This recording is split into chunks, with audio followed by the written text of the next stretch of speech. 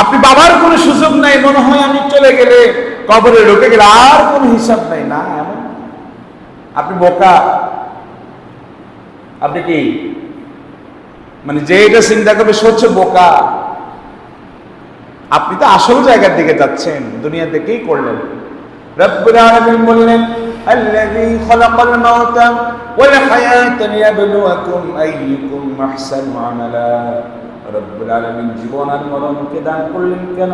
লিয়াবলুয়াকুম I লিয়াখতাবিরাকুম, তোমাদেরকে পরীক্ষা করার জন্য।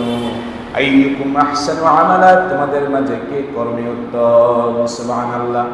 কে চুরি করে কে করে না, কে ডাকাতি করে কে ডাকাতি করে না, কে অন্যের হক নষ্ট করে দেয় কে করে না, কে নামাজ পড়ে কে নামাজ পড়ে না, কে রোজা রাখে কে রোজা রাখে না, কে ভালো কাজ করে কে ভালো কাজ করে না।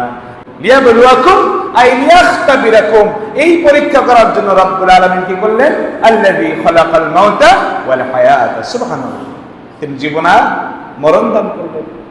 ফাও তিনি জীবন আর মরণ কি করেন নাই? দান করেন নাই।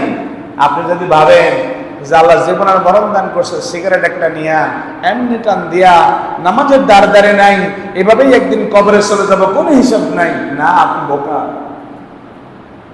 আপনি যদি এই চিন্তা করেন আপনি অপদার্থ, আপনি গর্ত, কোনো সুযোগ নেই বাবা। আপনি দুনিয়ার জীবন থেকে যাচ্ছেন বারজাখের জীবনে। কোথায়? বারজাখের জীবনে যাচ্ছেন।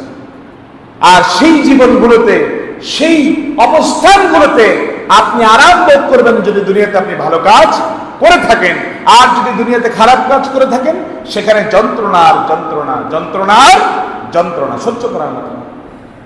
আল্লাহ রাব্বুল আলামিন বুঝার তৌফিক দান করুন। সবাই বলে আমিন।